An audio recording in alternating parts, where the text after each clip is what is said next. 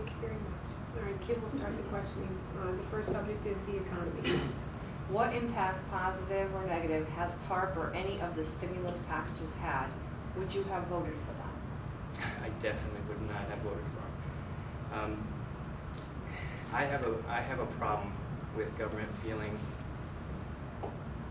that it should be rescuing businesses using the taxpayers' dollars, going in and feeling that it's going to walk into the door and just create this burden on all the rest of us, first of all, which is impractical, and even our founder would have said it's immoral to pass on that burden to all of us.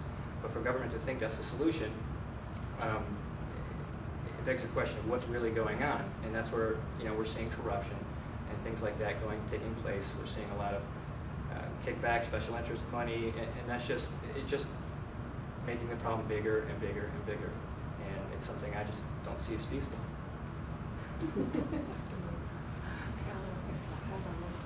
Regarding energy independence, it would seem that energy independence and free trade are impossible to achieve simultaneously. Most Republicans will say they want both at the same time. What are your thoughts? Sorry, can you repeat that? Most Republicans will say that they want both free trade and energy independence at the same time. Do you see that as being possible? Yes, I do.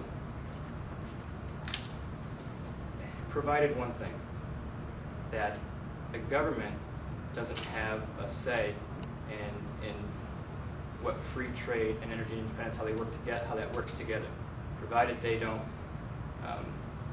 interject and force their hand, I guess you'd say, then I don't see a problem with it.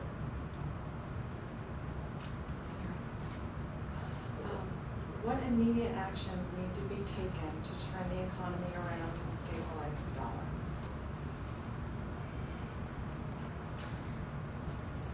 In my own opinion, I think if government were to start acting responsibly, that's the first step. I think a lot of the problem with our economy is perception.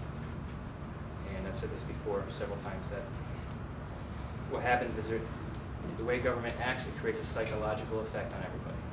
And when people feel insecure in their own environment, they actually start clinging on to what they have, their own securities, that being money.